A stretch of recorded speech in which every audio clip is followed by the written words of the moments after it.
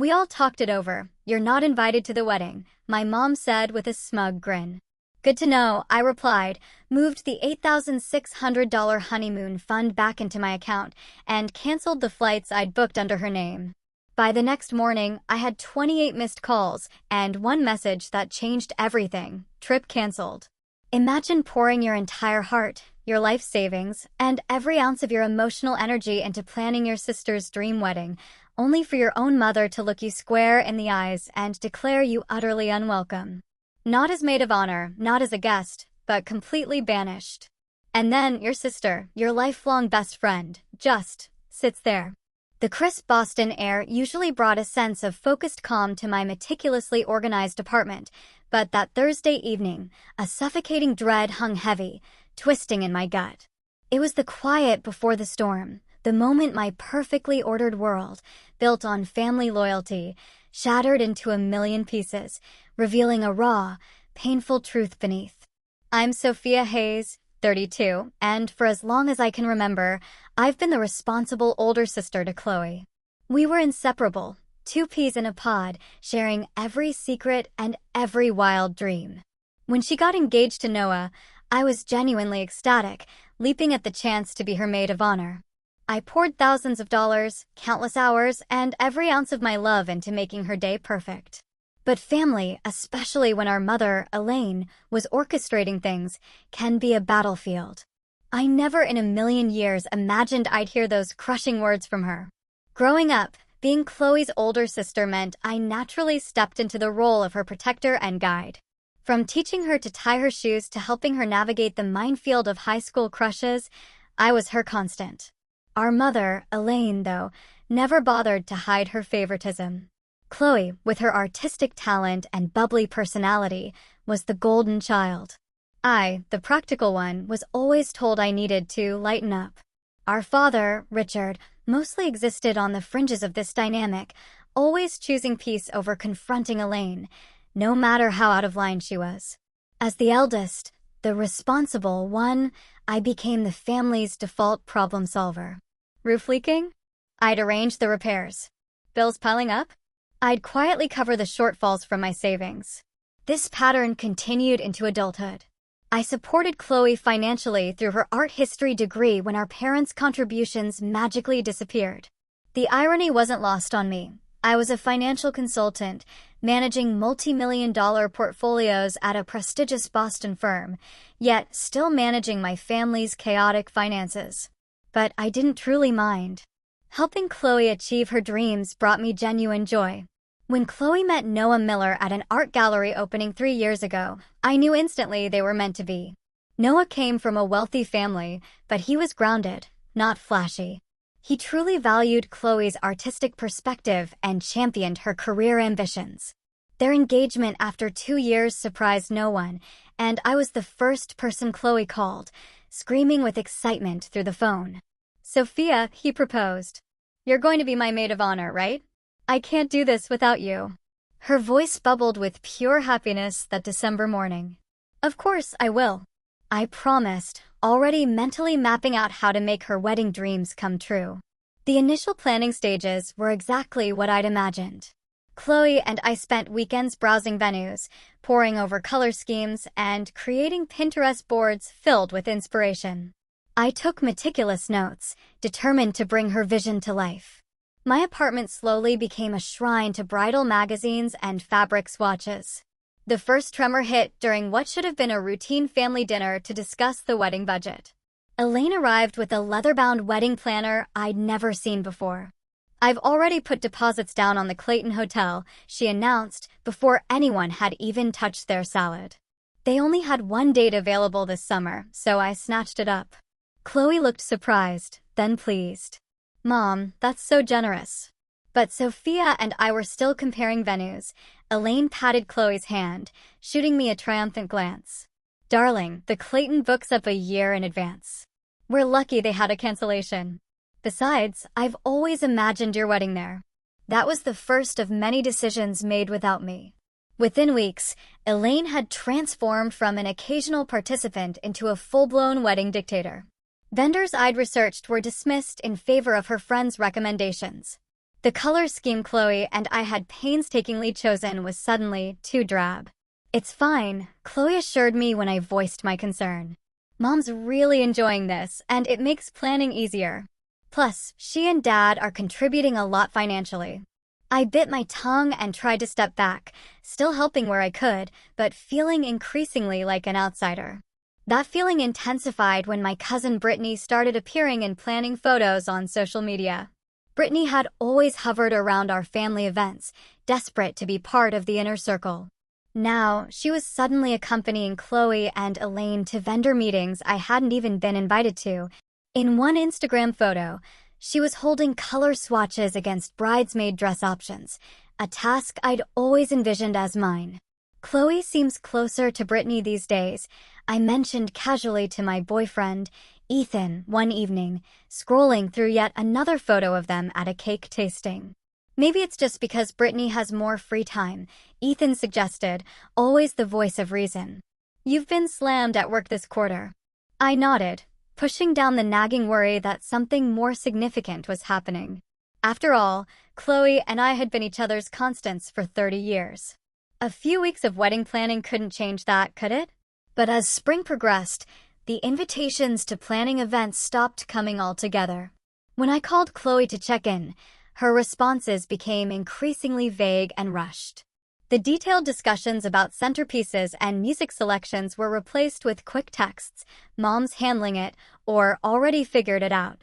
Meanwhile, I was still financially contributing to elements of the wedding, paying the deposit for the photographer Chloe loved but Elaine thought was too expensive, ordering custom welcome baskets for out-of-town guests, and secretly arranging what I hoped would be the perfect wedding gift, a luxury honeymoon to Bali, complete with first-class flights and a private villa with ocean views.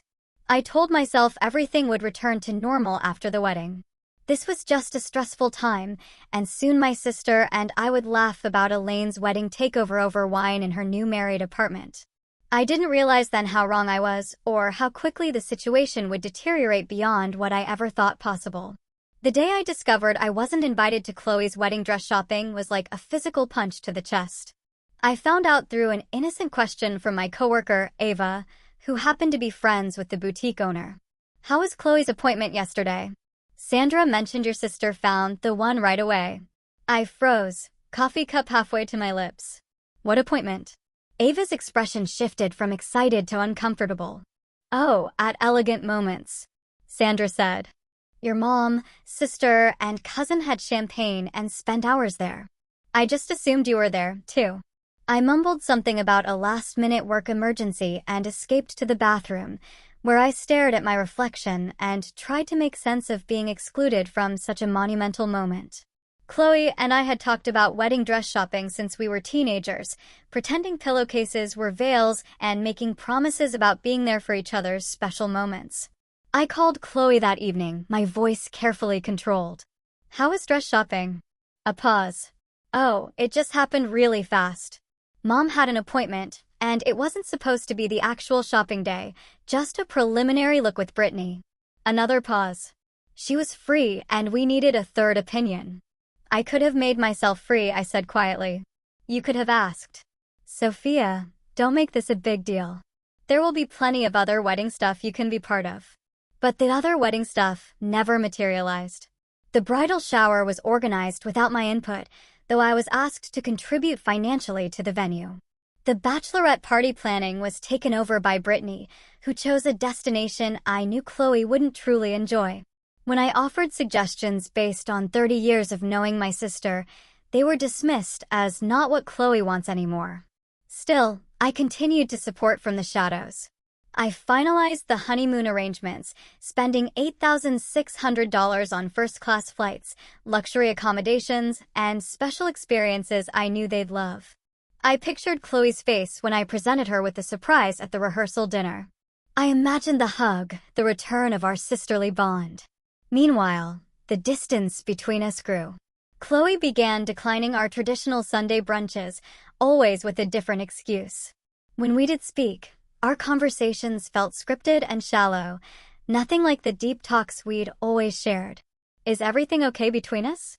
I finally asked directly after 3 weeks of increasingly sporadic communication.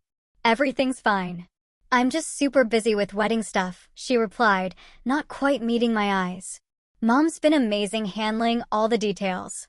At a family gathering in May, just 2 months before the wedding, I overheard a conversation that made my blood run cold. I had stepped into the kitchen to refill my water glass when I heard my name from the adjacent dining room. Sophia's always been difficult. My mother's voice carried clearly. Chloe's finally seeing it now. Always has to control everything. Make everything about her accomplishments. It must be hard for Chloe, Brittany responded, her voice dripping with fake sympathy, especially during her wedding, when she should be the center of attention. Exactly. That's why we've had to minimize her involvement, for Chloe's sake. I stood frozen, water overflowing my glass as their words sank in. My own mother was actively working to exclude me from my sister's wedding, painting me as some attention-seeking monster to anyone who would listen. That night, I broke down to Ethan, finally voicing the fears I'd been suppressing for months. What if they don't even want me at the wedding anymore? What if all this distancing is leading to something worse? Ethan pulled me close, his steady presence a contrast to my shaking hands. That's not possible. You're Chloe's sister, and you've done nothing but support her. But what if Mom has convinced her otherwise? You don't know how persuasive she can be, how she twists things. Then you need to talk to Chloe directly, Ethan said firmly. No more guessing, no more hoping it will get better on its own. You need to have a real conversation about what's happening. He was right. The situation had deteriorated too far for passive acceptance. I texted Chloe the next morning. Need to talk about the wedding and our relationship. Can we meet tomorrow? Her response came hours later. Really busy with wedding stuff. Come to Mom and Dad's on Thursday at 7 o'clock. We can talk then. Those 5 days were among the longest of my life. I rehearsed what I would say, how I would calmly express my hurt without accusation. I reminded myself that Chloe might be caught in the middle, pressured by our mother's strong personality. I arrived at our parents' house Thursday evening with a heart full of hope for reconciliation and clarity. I had no idea I was walking into an ambush that would shatter my relationship with my family and force me to redefine what loyalty and self-respect truly meant. The evening air felt unusually still as I parked outside my parents' colonial-style home that Thursday.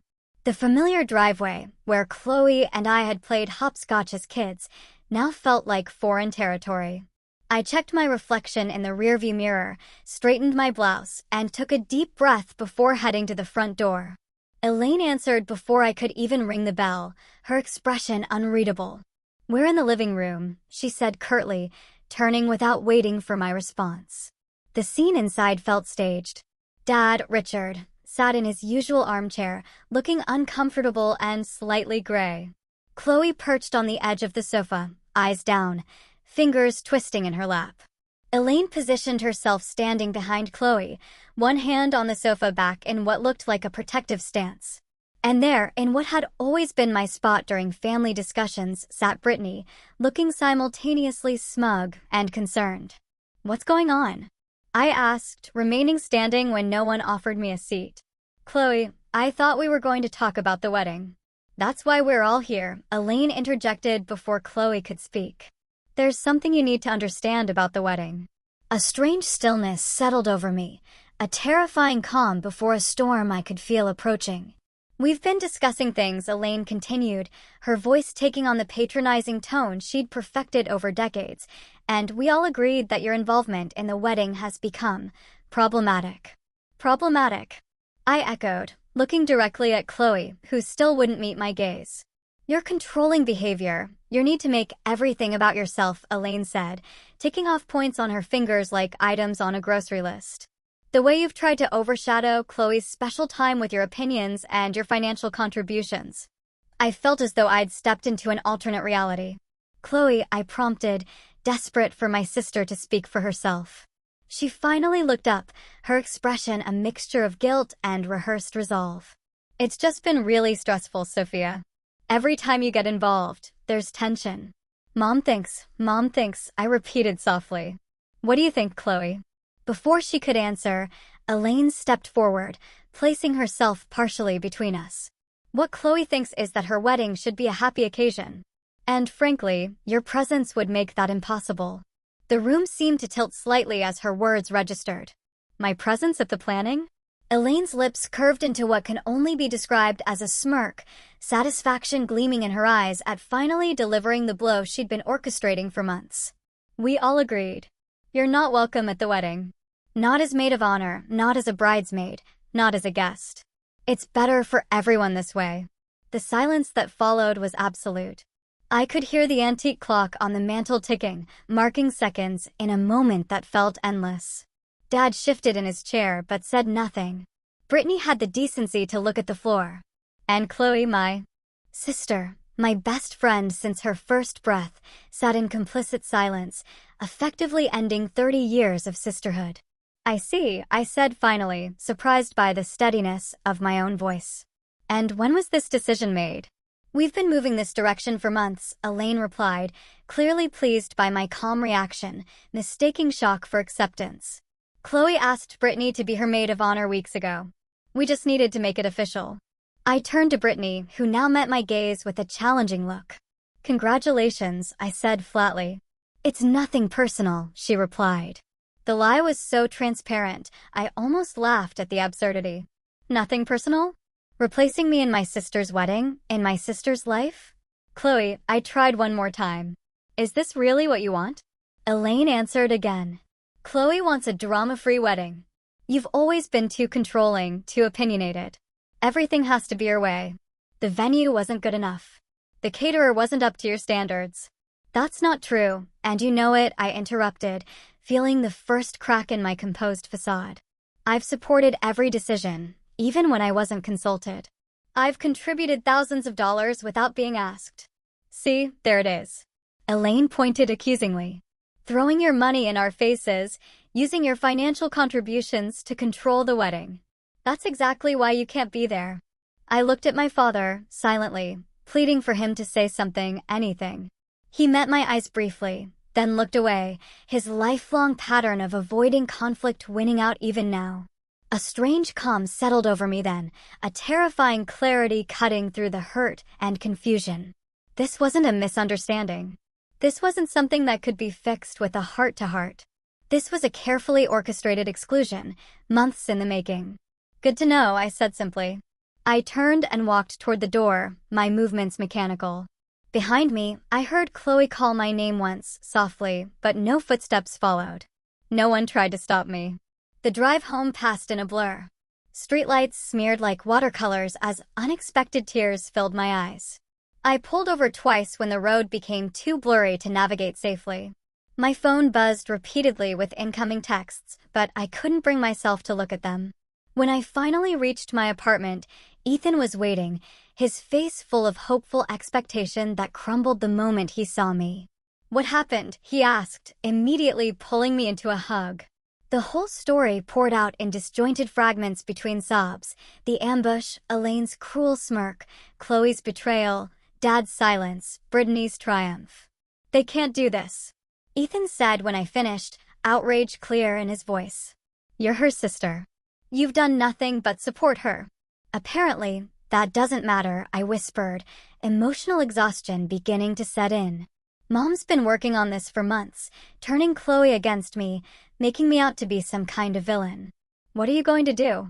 Ethan asked, his hand warm against mine. I stared out the window at the city lights below, feeling hollow yet somehow lighter, as if the worst had happened. And now I could begin to rebuild. I don't know yet, I admitted, but I know I deserve better than this. All of this. What I didn't realize then was that the confrontation that evening wasn't the end of the story. It was merely the setup for what would come next, both the depths of betrayal and the unexpected path to healing that would follow in the coming days. Sleep eluded me that night. I lay awake replaying the scene at my parents' house, analyzing every word, every look, searching for something I might have misunderstood or misinterpreted. But the memory of my mother's satisfied smirk as she delivered her verdict left no room for ambiguity. By 4 a.m., I'd given up on sleep entirely. Sitting at my kitchen table with a cup of tea growing cold beside me, I began to catalog all I had contributed to Chloe's wedding. The photographer deposit, $2,500. Custom welcome baskets for out-of-town guests, $1,800.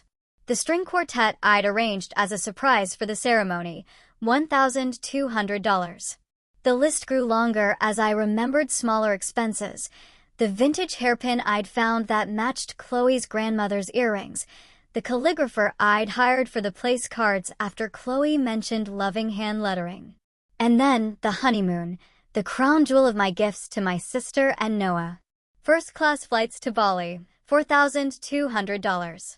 The private villa with ocean views, $3,800.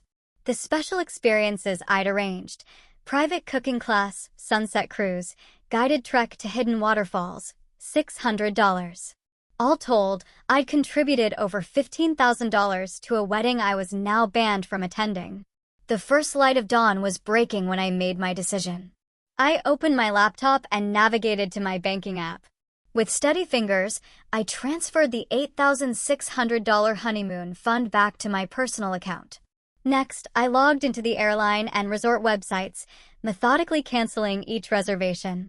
I sent a brief, professional email to the travel agent handling the special experiences, explaining that the plans had changed. My phone had been buzzing intermittently throughout the night with incoming texts and calls, but I hadn't looked at it. Now, I checked the notifications.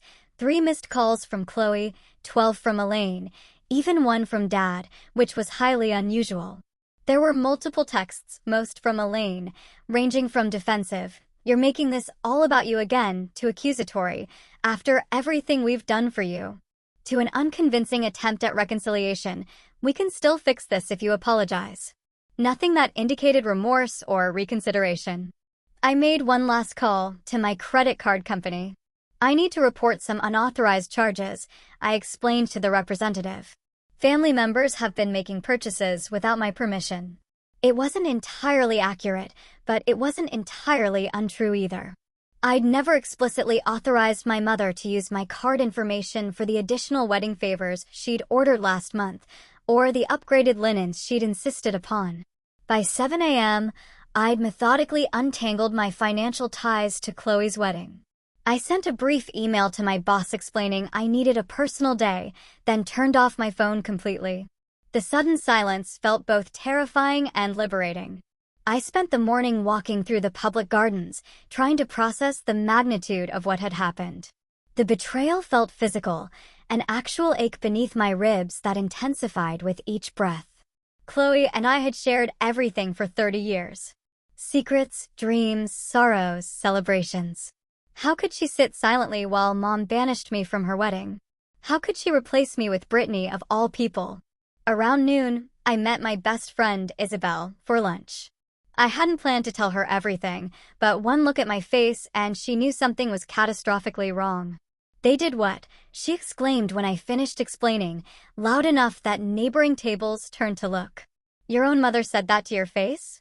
I nodded, pushing salad around my plate without eating. And Chloe just sat there, said nothing. Isabel's outrage was validating after hours of self-doubt. She tried to speak once or twice, but Mom kept interrupting, and she didn't stop any of it. So I trailed off, the hurt still too raw to articulate fully. Isabel reached for my hand across the table. "Sophia, there's something you should know. I didn't tell you before because I didn't want to upset you, but now. I think you need to hear it." My stomach tightened. "What is it?" "Your mom has been saying things about you for months now." Isabel looked uncomfortable. "At Chloe's engagement party, she told my mother that you were jealous of Chloe's happiness. And at the Williams dinner party last month, she mentioned how concerned everyone was about your fragile emotional state and how the family was walking on eggshells around you." I stared at her, stunned. "What? Why would she say that?" "Don't know. But she's been planting these little seeds with everyone in your social circle. Small comments, concerned looks. Nothing direct enough to seem malicious. Just enough to create this impression that you're unstable somehow. Difficult." Isabel squeezed my hand. I shut it down whenever I heard it, but I'm not everywhere. My mother's voice echoed in my memory. "Your controlling behavior, your need to make everything about yourself." She hadn't just been turning Chloe against me. She'd been systematically undermining me with everyone we knew. But why? I whispered, more to myself than to Isabel. What does she gain from this? Control, Isabel said simply. You're successful, independent, financially stable. You have what she never did. My mom always said your mother seemed jealous of you, even when we were kids. The pieces began to align in a new, horrifying pattern, illuminating decades of small cruelties and manipulations I'd normalized or excused. The times Elaine had forgotten to tell me about family events. The backhanded compliments about my career. It's amazing you've done so well without a husband to support you. The way she subtly reminded Chloe of every childhood slight while glossing over all I'd done to support and protect her. I've been so blind, I said finally. You've been a daughter who wanted to believe the best about her mother, Isabel corrected gently. That's not blindness, that's love. By the time I returned home that afternoon, I felt different, still hurt, but clearer about what was happening and what I needed to do. I turned my phone back on and watched as notifications flooded in, 28 missed calls in total. Voicemails ranging from my mother's cold fury to my father's uncomfortable attempts at peacemaking. And one message from Chloe, sent at 3:42 a.m., that changed everything. I'm so sorry, Sophia. Mom's been lying to me about you for months. Noah and I just found out what she did with the honeymoon reservations. Please call me, please. I need my sister back. I stared at Chloe's message for a long time, my thumb hovering over the call button without pressing it. The raw emotion in her text felt genuine. But after months of manipulation and yesterday's brutal confrontation, I wasn't ready to dive back into the chaos without understanding more. The other messages painted a picture of family implosion. Elaine's voicemails evolved from righteously indignant, "How dare you cancel the honeymoon after promising it as a gift," to threatening, "You've left me no choice but to tell everyone about your behavior," to an unconvincing attempt at reconciliation. "We can still fix this if you apologize." Dad's messages were fewer and more subdued. "Your mother is very upset," he said in one, background noise suggesting he was calling from his car to avoid being overheard. "I didn't know about any of this until yesterday. Please call when you can." Other family members had begun weighing in too. My Uncle David, always Elaine's ally, left a stern lecture about respecting parents. My grandmother, Rose, asked in her wavering voice if I was feeling all right, clearly having received Elaine's version of events. But there were unexpected supporters too. Aunt Sarah, who rarely involved herself in family drama, left a surprisingly forceful message. "I've watched your mother do this before, Sophia. She did the same to me with your father. Call me. We need to talk." I decided to start there, calling my father's sister back first. "Oh, Sophia." Aunt Sarah's warm voice filled the line immediately. "I've been so worried. Are you all right?" "Not really," I admitted. "I don't understand." "What's happening, Aunt Sarah? Why would Mom do this?" "Because you threaten her," she said simply. "You always have, since you were little. So capable, so independent. Elaine needs to be needed, to control everything. When that's challenged, she reacts. By turning my sister against me? By banning me from the wedding. It's what she does," Sarah sighed. "She did the same to me when I was your age. Your father and I were always close. But when he met Elaine, things changed. She created conflicts that didn't exist. Told your father I'd said terrible things about her. By their wedding, I wasn't welcome either." I sat down heavily, processing this revelation. Dad never told me that. "Richard has always chosen peace over confrontation, especially with your mother. We eventually reconciled, but only years later and never like before." Her voice softened. "But this isn't about old history. This is about stopping the pattern now, before your relationship with Chloe is permanently damaged." After speaking with Sarah, I called my best friend from college, Dr. Kim, who worked as a therapist. Without breaking confidentiality, she helped me understand the dynamics at play: narcissistic patterns, triangulation, the golden child/scapegoat dynamic that had shaped my relationship with Chloe since childhood. The most important thing, Dr. Kim emphasized, is protecting your own boundaries while leaving room for Chloe to find her way back. She's been manipulated, too. Remember. I was still processing this advice when my phone rang again. "Sophia?" It's Noah. He sounded genuinely distressed. Thank God you answered. It's been chaos here. Chloe's been crying for hours. What happened, Noah? I kept my voice neutral, not ready to extend trust. We found out what your mother's been doing. The lies she's been telling. The emails she altered. Sophia, Chloe never knew you were excluded from dress shopping. Your mom told her you couldn't make it, showed her texts from you canceling. What? I never sent any texts. We know that now. Your mother apparently created fake conversations to show Chloe, making it look like you were too busy or didn't care about wedding activities. His voice hardened. When we confronted her, she admitted to changing the names in the contact list on Chloe's phone, too. Rerouting some of your texts to her own phone. The level of deliberate manipulation was staggering. But yesterday at the house, Chloe thought that meeting was to reconcile things. Your mother told her you'd been saying horrible things about the wedding, that you needed to hear how hurt everyone was. She never expected what actually happened. My head was spinning. Why is she telling me this through you? Because she's terrified you'll never speak to her again. And he hesitated. Your mother showed up at our apartment last night after you left. She was not well, screaming about ungrateful children, demanding we choose sides. It got bad enough that neighbors called building security. The situation was spiraling faster than I could process. I need to think, Noah. This is all too much. I understand. Just don't shut the door completely, okay? Chloe loves you. She's been manipulated, too. I promised nothing but said I'd be in touch soon. I barely had time to absorb this conversation before my work phone rang. It was Grace, our office receptionist. Sophia, I hate to bother you on your day off, but there's a situation here. Your mother arrived about 20 minutes ago, demanding to see you. When I explained you weren't in, she's causing quite a scene in the lobby. My professional and personal worlds were colliding in the worst possible way. What is she doing exactly? Making accusations, telling anyone who'll listen that you've stolen money from her, that you're experiencing some kind of breakdown. Grace lowered her voice. Mr. Sterling is trying to handle it, but she's becoming increasingly erratic. I'll be right there, I said, grabbing my keys. The 15-minute drive to my office felt like entering a battle zone.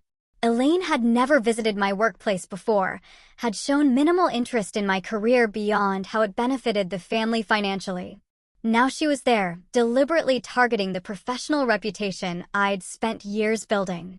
I arrived to find security escorting my mother from the building. Her voice carried across the lobby. You don't know what she's capable of. She's always been troubled.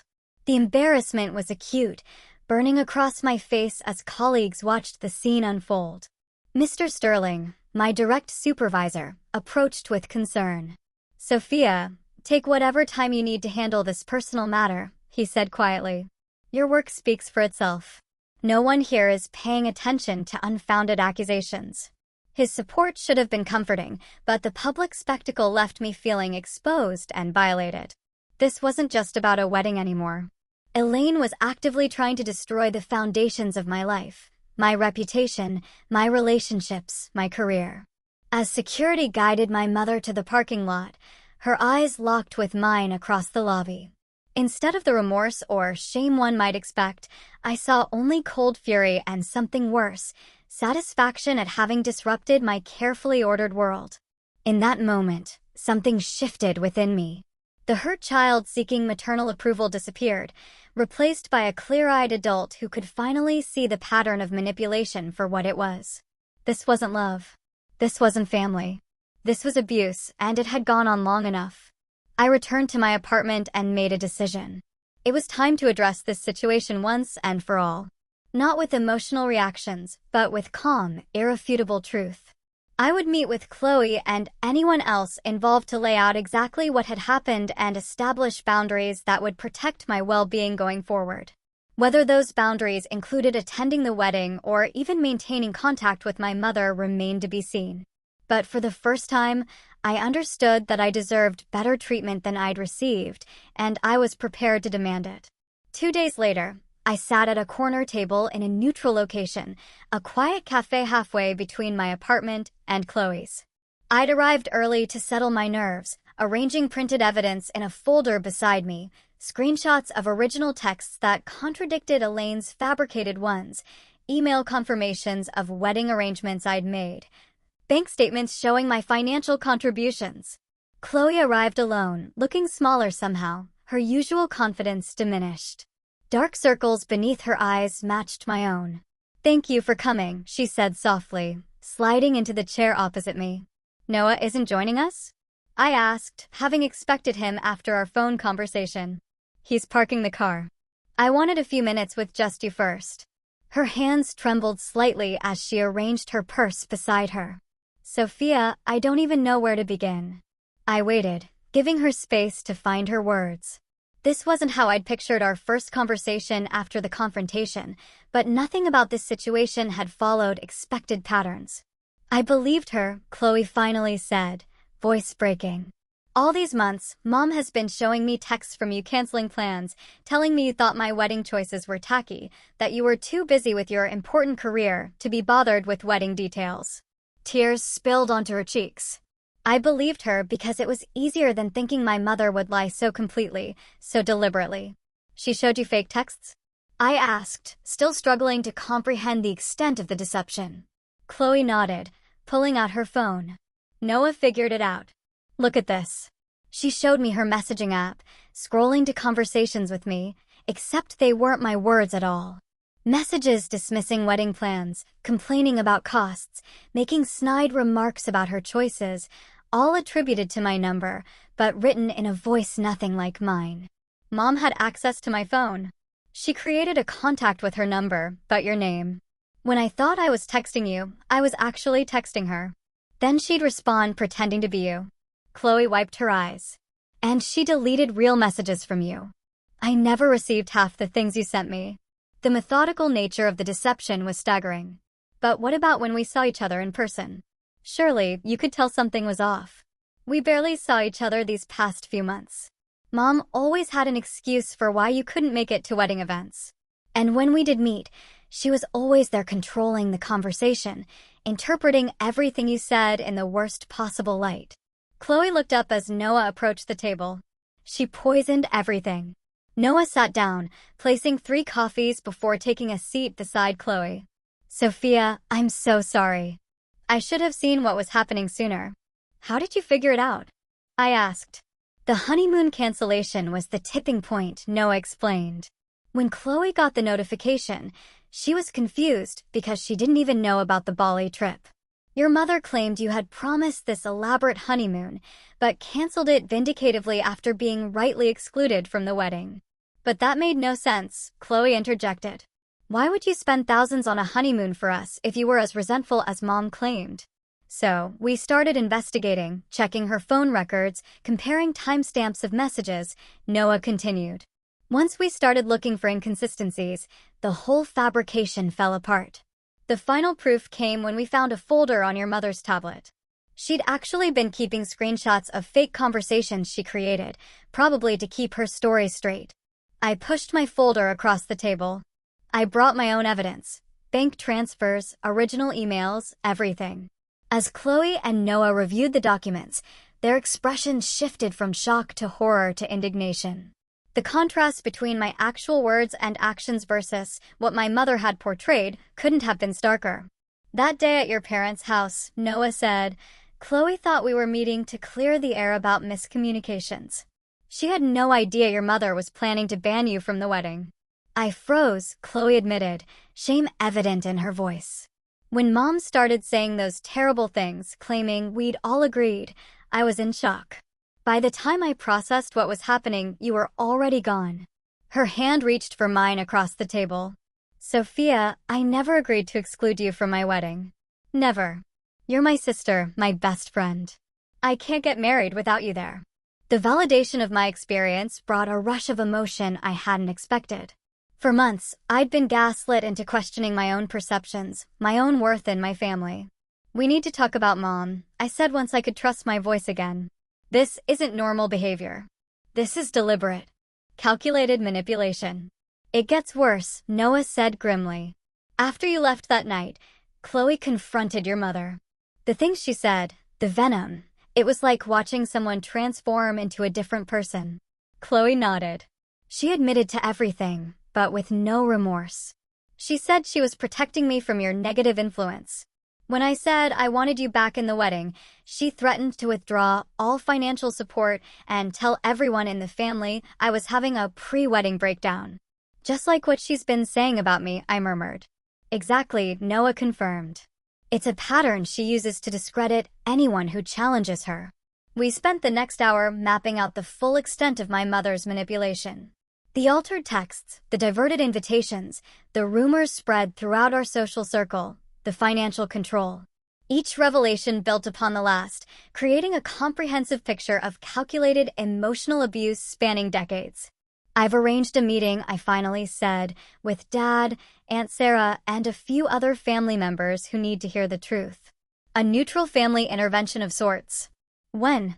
Chloe asked. Tomorrow evening. Will you come? She nodded without hesitation. Of course. It's time everyone knew the truth. The family meeting the following evening was both difficult and necessary. We gathered in Aunt Sarah's living room. Myself, Chloe and Noah, Dad, Aunt Sarah, Uncle Michael, and our maternal grandmother, Rose, who had specifically asked to be included after receiving concerning calls from Elaine. I presented the evidence methodically, without emotion. The fake texts, the financial records, the witness accounts of Mom's public behaviors. Sarah shared similar experiences from decades earlier. Noah described Elaine's meltdown at their apartment. Dad sat silent throughout most of the presentation, his face growing increasingly gray as the evidence mounted. When he finally spoke, his voice was barely audible. I knew some of it, he admitted. Not the extent, but enough that I should have done something long ago. He looked at me with eyes full of regret. I chose peace over protecting you. I'm so sorry, Sophia. Elaine arrived last, having been told this was a wedding budget discussion. Her confident entrance faltered when she saw the assembled group and the evidence spread across the coffee table. What is this? She demanded, eyes darting between faces. A chance for truth, I said simply. What followed was both predictable and painful. Initial denial, accusations of conspiracy against her, attempts to win allies through familiar manipulation tactics. When those failed, rage cold and cutting, then hot and uncontrolled. And finally, when cornered by irrefutable evidence, tears and claims of misunderstanding, of only wanting what was best for the family. I will not be treated this way, she declared when everyone remained unmoved by her performance. After everything I've done for this family, for Chloe's wedding, about the wedding, Chloe interrupted, standing to face our mother directly. Sophia will be my maid of honor, as I always wanted. If you can't accept that and behave respectfully toward her, then you will have a severely limited role in both the wedding and our lives going forward. Elaine's face contorted with shock. You would choose her over your own mother? I'm choosing truth over manipulation, Chloe replied steadily. I'm choosing health over toxicity. Your father will never allow this. Elaine turned to Dad, expectation clear in her expression. For perhaps the first time in their marriage, Dad didn't yield to keep the peace. Elaine, enough. Look at what you've done. Look at the evidence. This stops now. The intervention didn't end with a neat resolution. Elaine left in a fury, promising consequences for our betrayal, but something fundamental had shifted. The pattern of manipulation had been exposed, named, and rejected by those it was designed to control. As difficult family members and wedding dynamics go, we were far from the finish line. But for the first time, I felt we were all walking in the same direction, toward truth and healthier relationships, regardless of what that might mean for the wedding, now just weeks away. The week before Chloe's wedding arrived with a tentative new normal establishing itself within our fractured family. After the intervention, Elaine had cycled through various tactics, icy silence, tearful pleas for understanding, rage-filled accusations, and finally, a grudging outward acceptance of the new boundaries we'd established. Dad had surprised us all by standing firm in his support of Chloe's decision to reinstate me as maid of honor. After decades of choosing peace over confrontation, he seemed to have found a reserve of strength none of us knew he possessed. I should have protected you both long ago, he told me during a private conversation on my apartment balcony, city lights twinkling below us. I convinced myself that saying nothing was the same as keeping the peace. I was wrong. "Why now, Dad?" I asked gently. "What changed?" He stared into his coffee cup for a long moment. Seeing it all laid out like that, the deliberate nature of it, I couldn't hide from it anymore. "And honestly, Sophia, I'm tired. Tired of walking on eggshells, tired of pretending everything is fine when it isn't." His vulnerability was both shocking and healing. This new version of my father, willing to acknowledge hard truths, to apologize, to change, gave me hope that genuine transformation might be possible. Chloe and I had been rebuilding our relationship day by day, our bond bruised, but not broken. We'd spent long hours talking through the manipulations that had driven us apart, grieving the months of sisterhood we'd lost. "I keep thinking about what would have happened if Noah hadn't discovered those fake texts," she said during one of our reconciliation brunches, restored to their rightful place in our weekly routines. "Let's not think about that," I suggested, squeezing her hand across the table. "We're here now." As for Elaine, the family had presented her with clear conditions. She could participate in the wedding, but her role would be significantly restricted. No more unilateral decisions, no private conversations with vendors, no attempts to isolate or manipulate any family members. And if I refused these conditions, she'd asked, the word dripping with disdain, "Then you'll attend as a guest only, with no input on any elements of the ceremony or reception," Chloe had stated firmly. To everyone's surprise, Elaine had eventually agreed. Though her compliance seemed more strategic than genuine, the flashes of resentment in her eyes, quickly masked by artificial pleasantness, told the true story. My own journey through this ordeal had been transformative in unexpected ways. The initial devastation had given way to clarity about family dynamics I'd normalized for too long. Working with a therapist specializing in family trauma, Dr. Evans, I'd begun to recognize patterns of enabling and people-pleasing in my own behavior that had made me vulnerable to manipulation. "Your worth isn't measured by what you provide to others," Dr. Evans reminded me during a particularly difficult session. "Not financially, not emotionally, not practically."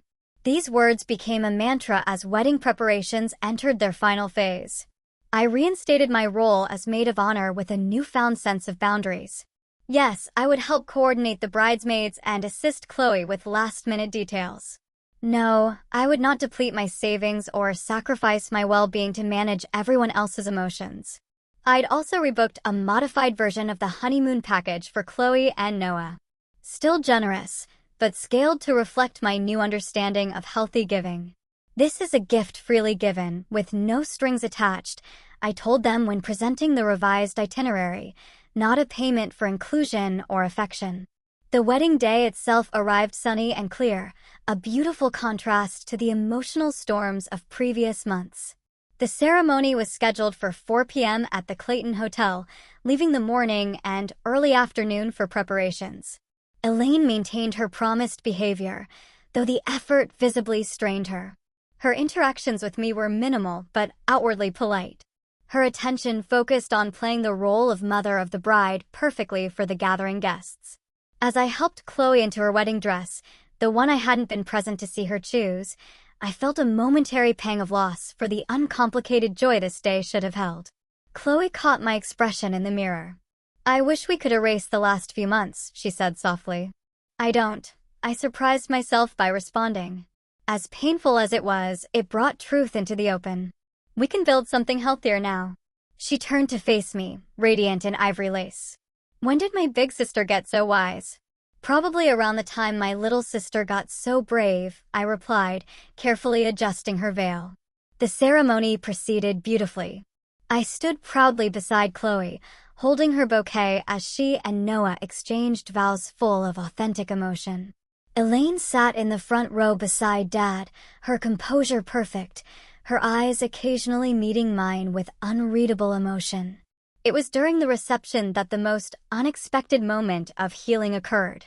As guests mingled during cocktail hour, I found myself momentarily alone near the gift table, adjusting some displaced cards.